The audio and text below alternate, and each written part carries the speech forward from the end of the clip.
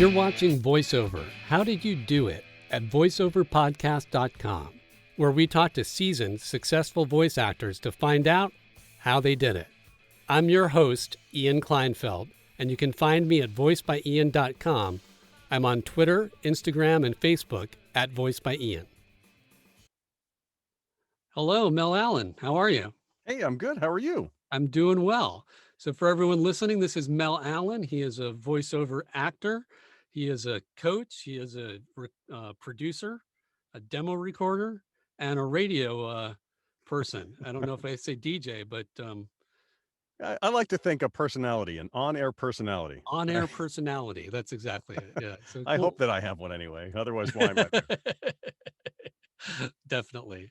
So did I miss anything? I dabble here and there in other things, but those are the key highlights, I guess, from the years. So Cool. Well, as I warned you earlier, I want you to do an imaging for Cool FM just because of the name. You told me you did a shift there at Cool FM this morning. I want to yes. know what it's like. So yeah, I mean, I'm on the morning show this morning, filling in. It's just one of the things that I offer to do during the holidays.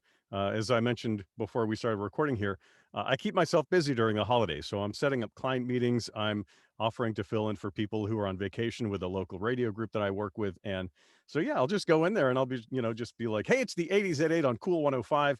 And today, one of the highlights was, let me see if I can remember. We had Starship. And here's a hit that Mickey in the newly formed Starship sang himself. Grace Slick sang background vocals on this, but it made it into the top 10 in 1985. So Nice, that was a little bit that I was doing for for Cool nice. 105. They don't do like it's Cool 105, or would that be more like a smooth jazz station? Yeah, the voice guy, who's there is like Cool 105. Big hits, only the biggest. Like that kind of Nice. yeah. So, Yeah. I'm not going to get right up on the microphone. I have it so that I'm comfortably, at a distance from it. But Uh, yeah, nice. yeah. I do a little imaging on the side too, because it's fun. It's Yeah. actually a lot of fun. Well, you get to be over the top, Oh, which all the is time. Yeah. which is so And different than the conversational read, right? yeah. And anytime you want, you can ad lib. They're just like, they just throw some stuff in there. There have only been a couple of clients ever who've been like, don't ad lib. But for the most part, they're just like, oh, I like what you did. I'm totally using that. So it just, they reward you for being ridiculous. So That who sounds doesn't love that? great. I'm in the wrong business. Right. So you do radio, you do voiceover, you do Yep. coaching, you do Yep. demos. Yep. What's your, and I guess you're the real voice Mel Allen, right? Yeah. So I call myself the Real Voice Mel Allen. The website is The Real Voice. And of course, my name is Mel Allen, or at least my stage name, I should say. It's not my given name, but that's okay. Um, everybody has one. And it was a nickname that I picked up years ago. And I have a love of baseball. So I Uh-huh. certainly didn't fight against having the nickname of one of the greatest, baseball announcers of all time and the guy who hosted This Week in Baseball. So but originally, the real voice wasn't just me. There were actually two other people, and so we all did some voiceover, all wrote copy, and did some amount of production. So I Which did. real voice was the real voice?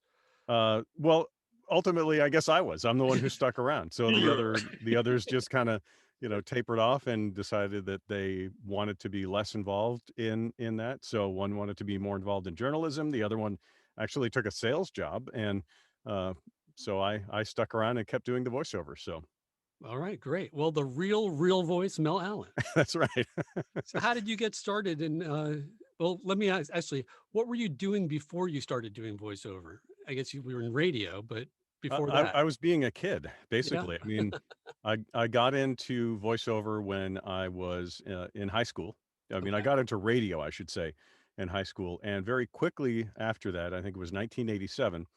I was asked to record all of the legal IDs, the underwriting, and PSAs for the college radio station that I Mhm. was working with as a high schooler. And they were like, "We can't pay you." And I'm like, "Tell you what, rather than just record me and do it all yourself, teach me how to do it." Mhm. And I was like, "And that'll be payment because nobody, wants to show me how to use the equipment, other than being on the air. And like that's value for me. So they showed me how to do it. They were horrible. Um, for the next year, I kept begging them to let me back in there, but they're like, "No, the normal student population's back. You're a kid. We can't have you in here." So then the next summer, I got in there. I redid all of them, and in the meantime, what I did is I had friends of mine sending me, all kinds of radio commercials, imaging, things like that, and I tried to kind of emulate that. Um, and what I like to say to a lot of people is the first 10 years of being involved in radio and voiceover, I was trying to sound like somebody else, and the rest of the time I've been trying to sound more like myself. So Mhm. That's the key, isn't it? it really is. Yeah, I think for, voice acting, obviously it could be very different. You take on, even the physical elements or ailments of a character that you're doing. But with voiceover, it really is just kind of that best version of you. Um, so, whatever, whether you're the most professional sounding for those business type clients, or you're, very smiley and very authentic for those commercial reads that are happening now. Also, similar, a little less energy maybe with some of the, documentary or explainer videos that I do.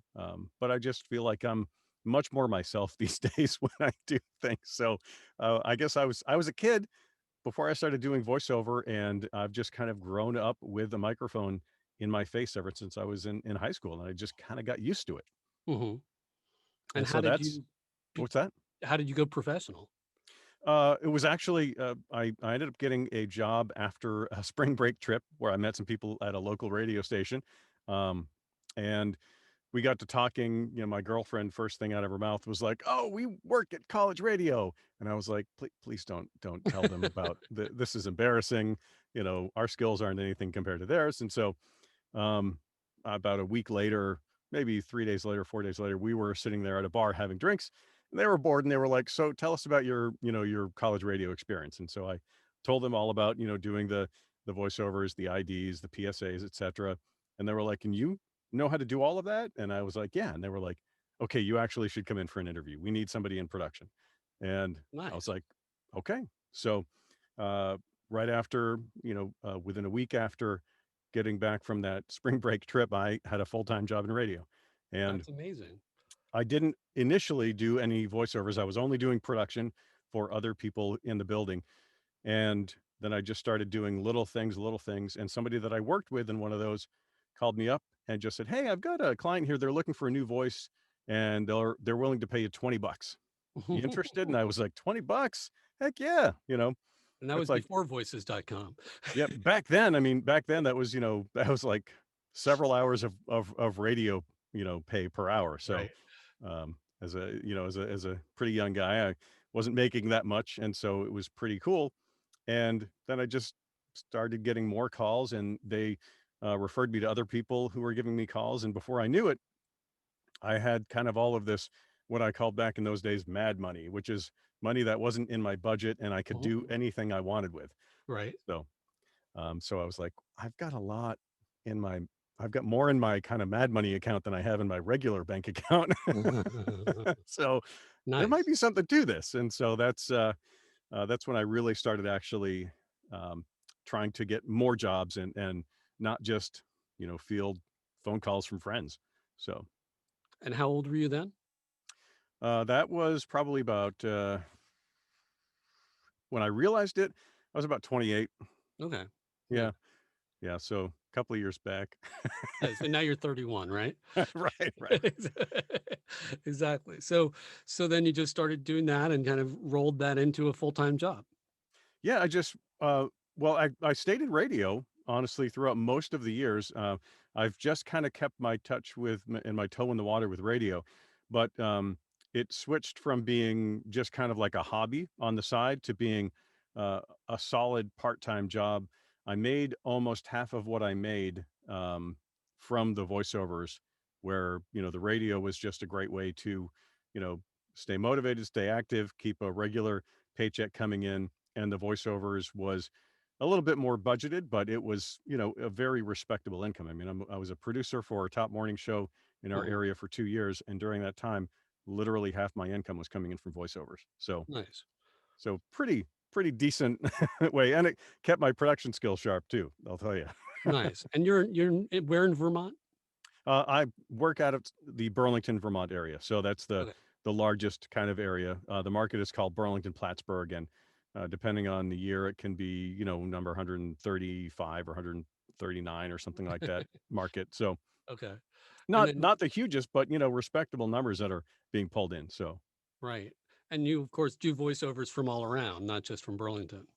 right, yeah, I'm let's see, in the past few months, I've done Germany, Japan, Vietnam, the Philippines, and Wow. in talks with people in Spain and Italy right now. So, um, So you really don't need to be in a major market, folks. You can be anywhere, no, yeah, and especially now. you need to look and you need to appear major market, but you can be literally anywhere. The most interesting guy in the world, Yeah. very very famous for his voice, lives here in Vermont. Oh, So, nice. yeah, That is actually very interesting. it it is very interesting. So how did you get these clients abroad? Basically, just by networking. Really, that's the biggest part of my money making comes in through people that I know, and so those referrals and those chains of referrals that with people, I do get some that come in through social media. So I've landed some through Twitter. I've landed through a couple through Instagram. I've actually reconnected with clients that I've done old work with through those social media. And then LinkedIn is probably the one that I'm getting the most traction as far as getting people who are coming directly to me. But then the nice thing is that, I established those relationships and, I just at some point in the conversation, I'll be like, hey, do you know anybody else who, who's a producer or who's, doing any internal recordings who might need my services too? And they'll, send an email, copy me on it, introducing me to the person and being like, here's each other's contact info. Uh, have a good talk. So, and Nice. that's the way that most of my business comes in. And again, just the social media for me is a way of kind of reinforcing that I am available and that I'm a professional, and I'm for the most part not doing or saying anything embarrassing unless it's Oh, kind of intentionally right. embarrassing for the role. Right. I'm amazed at people on LinkedIn who talk politics. It's amazing to me. I Right. don't know what they're thinking. Yeah. I've um, definitely tell a lot of people don't talk politics, don't talk religion, and just basically don't argue with other people on the No, internet. no. Um, it's one thing to give your opinion and say, "Hey, that hasn't been the case with me. Here's what I think, or here's what I found." But for the most part, if you don't have anything to add value to that conversation, to really kind of blow somebody's mind with some fact that just just slowly just back away. Slowly back away. So let me ask you about LinkedIn. So you said people contact you or you contact them or both? Both, yeah. But I definitely have more people. I've got a meeting on Friday that somebody just on LinkedIn that I just connected with sent me, and I think that they requested me. Said, "Hey, let's talk." So we've got a meeting later this week, and very hopeful. And then again, somebody that I had sent an email to through a referral a couple of years ago. I think it was about 2 years ago. Hmm. Uh, I was posting some things on LinkedIn. The producer at that business saw me, shared it with some of the people at his office, and they're like, "Wait, we know this guy. Like, Oh, nice. we did some. He did something for us years ago." And so, it's really nice that uh, you, my plan basically is just that long term kind of constant feeding, feeding the machine that is social media so that, nobody sees everything that you post. It's impossible with the amount of stuff that goes out today, but hopefully, somebody will see you again and again a couple of times. And it just reinforces that, you really are in this business. If somebody only sees you once, then they're just like, you're probably not actually that good. And Hmm. so it's really just that constantly making sure that people are able to see you. What kind of things do you post? It can be something as simple as I've got a picture of my microphone tucked inside of one of my boots, Uh-huh. and there's some sawdust on it, and there's an axe. And I said, I think it's, let's see, a great mic and a voice to match or something like that. And I usually, put kicking ass or something on there. And it's one of those few things where I'll, use something that slightly foul language, but every time I posted it like 3 times and I get a huge amount of likes and responses. And there's usually someone who I've never connected with before who connects with me over it. So it's really, it's working out for me. Nice. I guess that's better than my voiceovers don't smell after even after putting a mic in a boot. That's just not as catchy.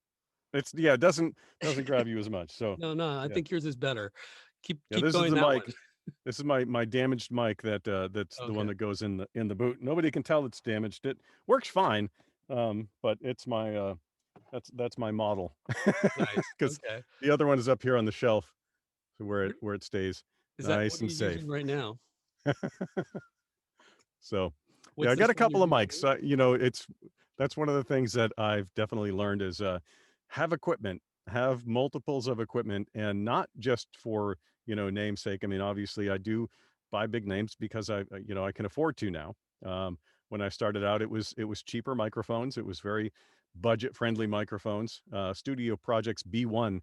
I actually loved that mic for many years, made a really good living with it, and it was a mic that I got on sale for I think $120. Nice. So I just happened to get a good one, and um, it happened because I didn't accept the first one that I had, and I brought it back to the store, and I was like, "Hey, there's something wrong with this."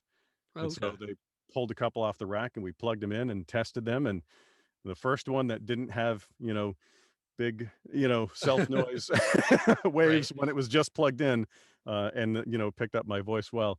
Uh, I walked out of the store. So it was about the fourth mic that we grabbed, and the nice thing is that I knew the guys at the store, Uh-huh. and so they were fine to be like, "Hey, we want to make you happy. You're buying, cables from us. You're buying interfaces from us. You're buying computer software from us. So, I was valuable to them, so it was worth it to help me out with that. Nice. Yeah. Nice. So what would you say that you owe your success to in voiceover?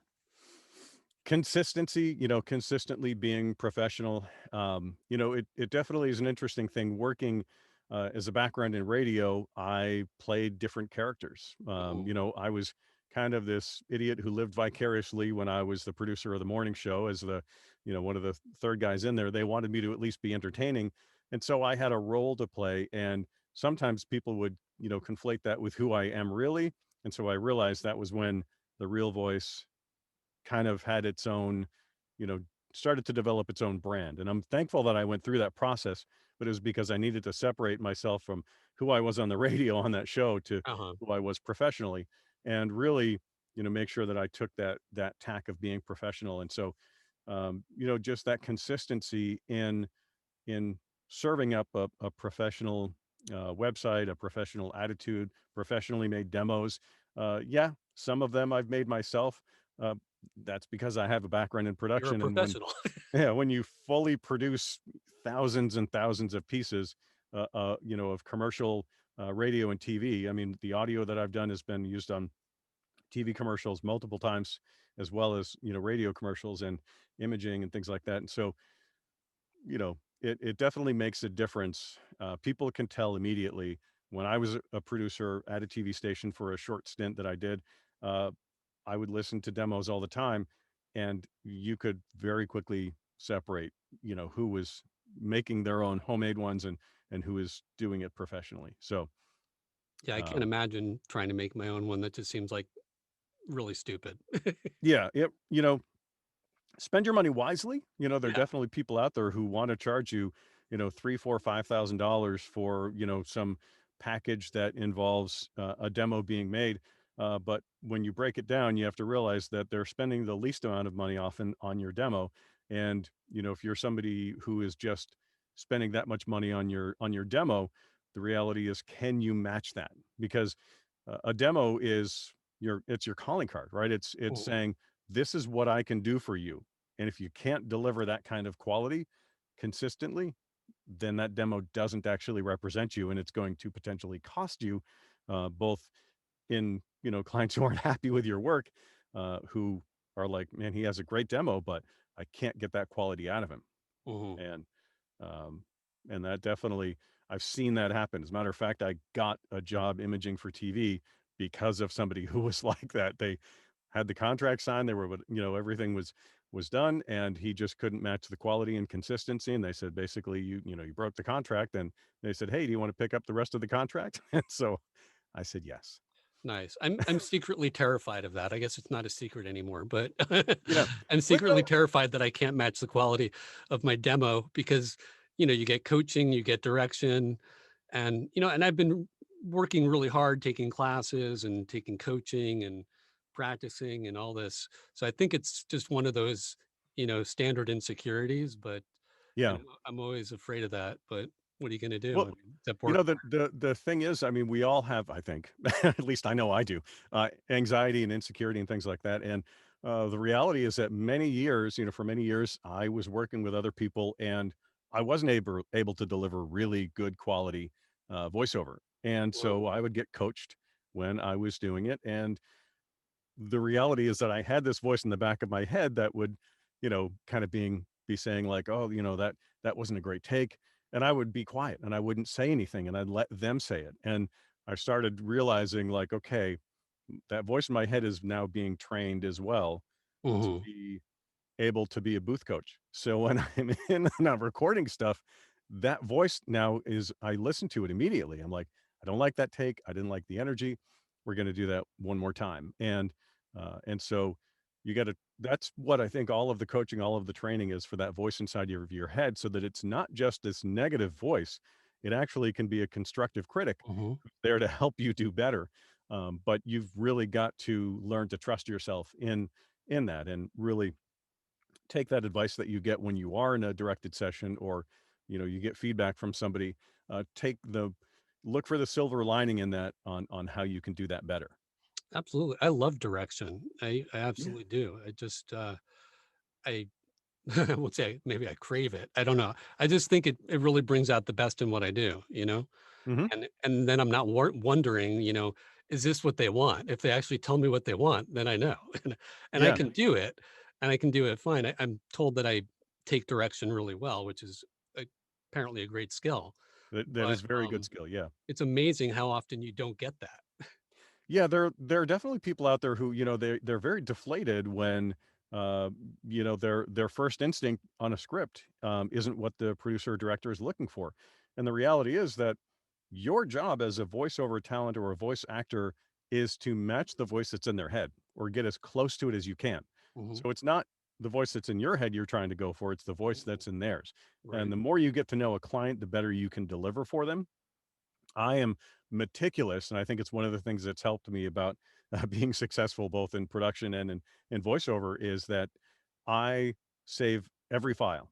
I mean, I've got 6 terabytes worth of data, and I back it up to make sure that it's all Mhm. saved. But um, Yeah, these right here, super important. yeah, oh, very important. Yeah, I've got one near every one of my computers so Uh-huh. that I can back up everything that I do. So I have everything, I have a client folder and then I have years in there um, for every client that I've done stuff. So you go into my clients and it's just names. If I hadn't worked with somebody for a while, I put them in an old folder. Um, but that way, when I work with a client, I can pull up the folder, I can pull up that session where they directed me, I can listen back to it, and then I can kind of match that tone, record myself a couple of times, make sure that I'm right there, the same kind of energy that they had before when it was a directed session, and reproduce that. And I think that that's another thing that's really really helped me because of my meticulous nature in that kind of file keeping and Mhm. having those. I've got stuff from many years ago with clients that I might never work with them again, and that's okay. But if I do, I've got it, and I can be like, "Hey, like, here's that energy that you guys were looking for in that spot," and you Mhm. know, and it's great. And sometimes it surprises you. Like I was reading a script recently, and I was thinking, "Oh, they want this really professional sound. They want this really, friendly." And I ended up, they directed me for a couple of minutes in the session, and it was just they wanted this over the top cheesy. They were like, just be like the cheesiest over the top radio announcer guy you could be. And I was like, oh, that's easy. Like, Nice. That's refreshing. I can do that. Yeah, someone had a really funny, God, I wish I could remember who it was, but on LinkedIn, they posted this thing about the conversational read, and it Hmm. was basically like, "Oh, what? You want me to be more conversational?" So he reads it, like I'm talking to my grandmother? Okay. Yeah. Like my grandmother's sick? Not that sick, but just a little sick? Okay. And then he reads this like really, really, flat, whatever, and they're like, "Can you take it down even more?" Yeah. Yeah. Oh, it's definitely, you'll get a client, and I've had them, who is, who borders on ridiculous with what they're asking for. But, sometimes it's not that way. Sometimes it's somebody Yeah. who is like, you nailed it. First take. Love What's it. the what's the most ridiculous thing you've ever done on voiceover? Oh, I literally one time, I mean, I was screaming in a voiceover. I felt like, to me, it was just like I was so incredibly over the top, and uh, but that's what they were looking for. That's the kind of energy, and just more energy. And I was like, if I do more energy, I'm going to be pretty much screaming. And the guy's like, "Cool, do it." Do And it. I'm like, Wh "Okay." what was Like, that for? Just an ad or it was, yeah, it was this ad for computer services. okay. And it was supposed to be like, basically, the person was literally pulling their hair out because everything was going so bad. And then they switched over to using the service from this other company, and everything went out perfectly, right? So to do the guy, who's literally pulling his hair out, they were like, I want you to literally sound like you're screaming mad pulling your hair out, and you're being driven crazy. And I was like, okay. I can do So that. I was Nice, crazy, nice. that's what I had to do. So, um, not every voiceover, and I don't know every job does that, but sometimes you'll run into a string that do too. So, Nice, nice, okay. So, suggestions for new voice actors, what do you got?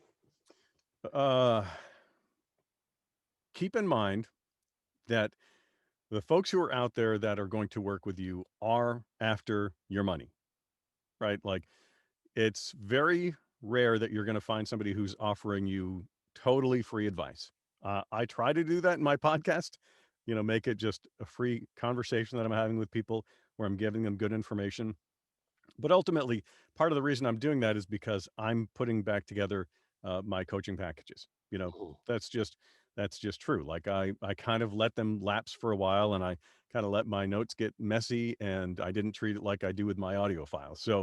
Um, so to me, it was just kind of a way to get my brain back on track with doing that, right? And so I'm still going to offer that free advice. That's my plan, but there is a longer arc in all of that. Now, most of the people that you're going to come across are going to have a much shorter arc, where within a few minutes of talking to you, they're going to be like, "Hey, I'm a producer. We should set up a date and time to talk, and we'll start coaching and working toward getting that demo produced for you." So just keep in mind that, the people out there often have a plan. You need to have one too. And this is something I've even said to my kids, literally, the person with the best plan wins, right? Mhm. So if you have a good plan for your money, for your time, for your progress, you're going to win. You're going to do well as long as you apply that plan over and over and over again. If you have a bad plan or no plan, you're probably going to spend a lot of effort, time, and money, a lot of money, in the wrong places and with the wrong people potentially. What So, would you say are um, without giving away your coaching for free here, um, what would you say are the elements of a good plan for voiceover?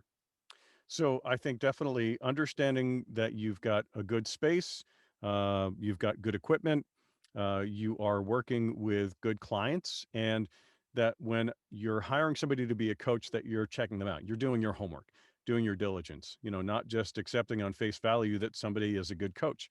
Check them out, talk with people, be like, what's changed since you started working with them? What made you successful about working with that person? How have they improved? And we're talking bottom line because that's what it's all about. You're making an investment whenever you're doing coaching or a demo Mhm. production. It's an investment, it's part of your business. And if you aren't treating it like a business, a lot of people are just like, oh, this is just a hobby. I'm not doing this. It's like, no, you're spending money, and you're potentially going to be making money. So it's a business. Now, nobody's saying that you're going to be a Fortune 500, right? But it's an investment. It's an investment in you and it's an investment in your clients. So just make sure that you're making that wisely. Okay. So that's just a little bit of advice. Oh, okay. Anything else? um, I would say be careful of bundles. Okay. Really? Why is that? Um, well, just I have experience with this being on unfortunately the other side of it, and Uh-huh. I can tell you that it's not always what it is. You know what maybe you expect. I don't want to name names. I don't want to say any thing to Right, disparage of course. anybody, um, but sometimes it's people get into the shuffling people through the program rather than really spending the time and effort to make sure that you're getting everything out of it that you should be. Nice. All So, right. and bundles, I think, tend to make that easier. A lot of people think, well, doing coaching without an end point, where does that get me? And the reality is that, well, it gets you to a place where you and your coach both feel that you're secure in your skills. And if you feel like you're secure and they don't feel like you are, get a second opinion. Hmm. And maybe they're not a good coach. Maybe they're not a good coach for you. Or maybe So they're right. they could also be right. And that's why, a second opinion Yeah. from, a person who's an independent as much third party as you can get, um, is going to be good thing to do. So, Right. Right on. Okay. Well, do you want to do a dry read? all right. I've tried not to look too much at the script, but Okay. I'm going to take a look at it here quickly so I Yeah, can just see take a what we look. are. And this is something we send out to everybody and just want to see how people do it differently. And it's purposely vague as far as no instructions. Hmm. So for those of you listening, you can, um, if you're listening to this on Apple Podcasts or at Anchor FM or anything like that, you can find us at voiceoverpodcast.com. And we do this every week. And we're doing this for you and for me to get good advice and figure out how people did it so we can figure out how to do it too. So I hope you're enjoying the podcast. And Mel, are you ready? I'm ready. All right. Lyft is a lot more than just a car ride. Yeah, you heard me right. Shared rides, bikes, scooters, fancy cars, public transit, and more. And they're all available with your Lyft app. We're always happy to pick you up, but we can help you get there more ways than you thought. Download the Lyft app today and get going. All right. How'd you feel about that? I felt pretty good. The first thing that I do when I read a script is I try to think not necessarily of who the client's going for, right? Because I may not know that. Hmm. I just try to think of somebody that I know who doesn't know anything about this product. So I'm thinking my aunt, right? Okay. It's just the person that comes to mind. Like you've probably heard the name, but you have no idea what they actually do, right? Like, you think taxi, but that's not what they are. Hmm. And to try to tell her what Lyft is.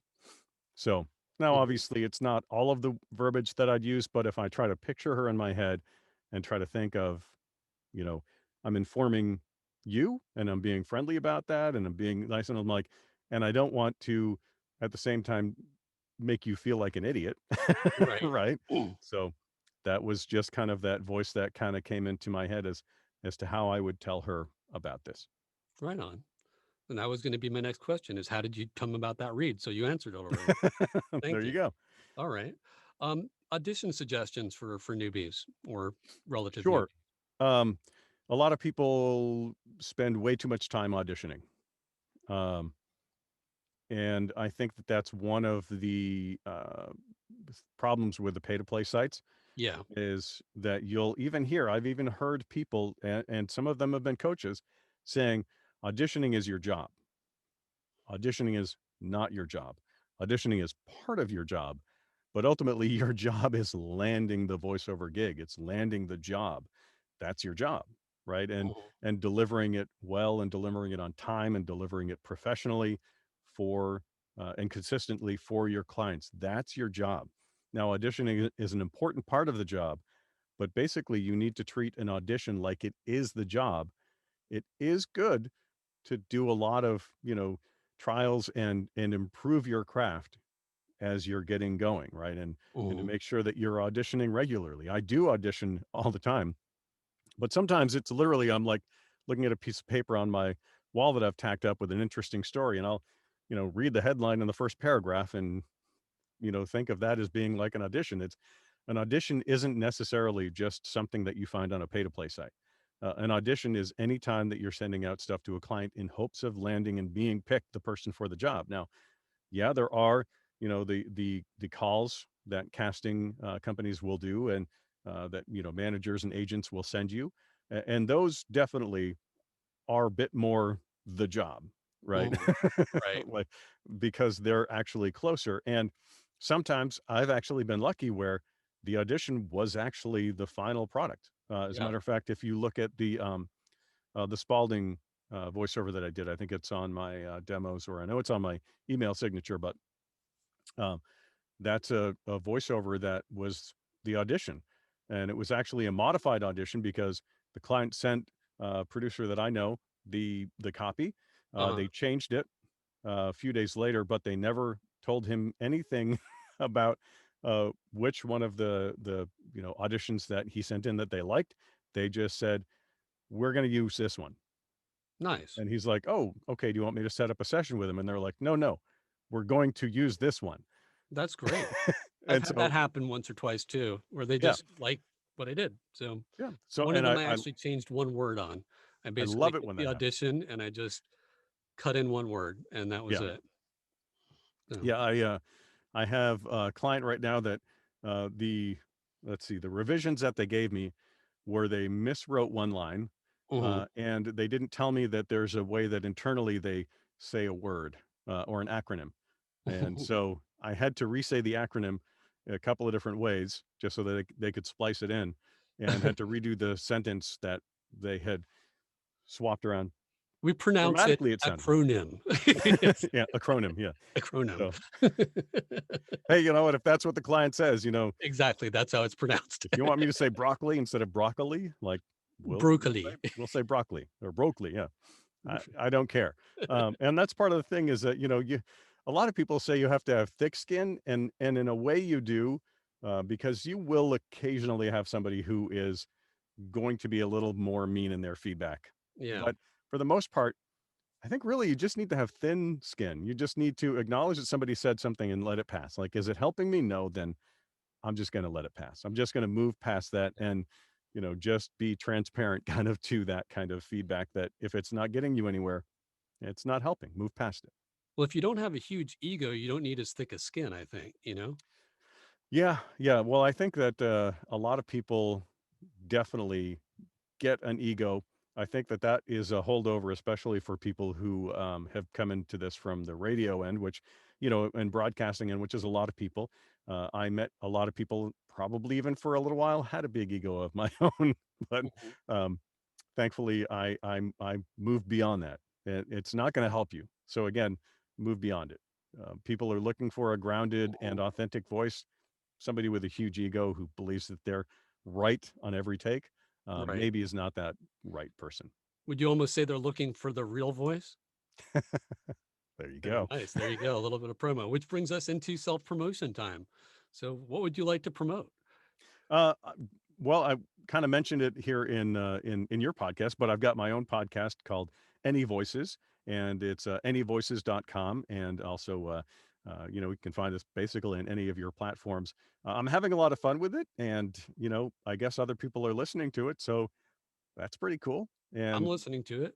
there you go. Hey, you were a guest on it, so and I appreciate the feedback, and also you taking out the time and inviting me onto yours as well. But yeah, if you know somebody who should be listening to that, who's new in this world of voiceover, voice acting, send them over to the Any Voices podcast, and I guarantee that they will spend some time. So Well, tell us about tell us about your coaching. You said you're coming back into that. Take this sure. opportunity. One of the funny things about coaching is that a lot of people you're going to hear of, like they're going to compare themselves to I don't know, people like Nancy Wolfson, or people like JC and voiceover. That's not me. That's not the type of coaching that I do. I often work with people who are kind of new to this, who kind of are blank slates. They don't really understand what it is that they've gotten themselves into. And I help people to realize that one, you can actually make money without even having a demo. I know that that seems weird. So I work with people a lot of times to just help them when they get a script in front of them to really find a way of interpreting that. One of the things that I've seen before, I don't know if you've seen this, is somebody will send you a script and they'll say, "Hey, send me an audition in 3 different voices." Mm-hmm. With that. Now, they're not talking about Mickey, Goofy, and Donald Duck. They're, they're talking about a way to deliver that with the different energies and things that are still true to that content, to that script. And so a lot of people, they're mind blown. They're just like, well, this is how you should say it. This is they get that locked in their head. And so I try to help people unlock that so that they can deliver with different energies. And one of the ways is just like how I did with that lift script is just imagining who I'm talking to. Mm-hmm. So you're going to use different energy with different people. And if you can really try to lock in who it is that you're talking to, it's going to help you if you imagine that. I mean, it's amazing the amount of emotion that we can convey in our reads. And a subtle shift in that makes that a completely different script. So, so that's one of the things that I like to help people with, uh, starting to, put those plans in place to make money, put those plans in place to work on getting better equipment, how to use that equipment better. So those are the areas that typically I've focused on in the past. And, the contact info for that is the same as anywhere else. Head over to therealvoice.com and just shoot me an email or schedule time with me. So there's a calendar scheduling tool right on there. So All right. I'm Great. happy to talk with people when Awesome. I'm available. Good. Yeah. Well, you're busy. That's great. So, any final words? um, you know what?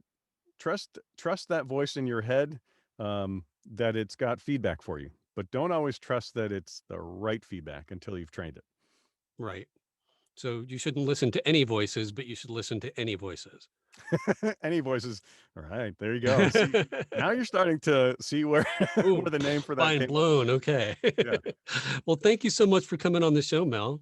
Yeah, thank you for having me. It was definitely a lot of fun. Enjoyed having my tea with you and your folks while Yes. they're listening to this too. Cheers. Cheers. Cheers. Cheers. You've been listening to Voiceover. How did you do it? At www.voiceoverpodcast.com with me, Ian Kleinfeld. You can watch the video to all our podcasts at voiceoverpodcast.com/YouTube.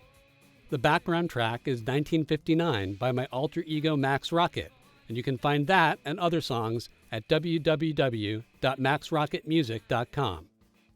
Remember to like, subscribe, write a review, and all that good stuff on whatever podcast streaming service you're listening to, and I'll see you next week. Thanks for listening.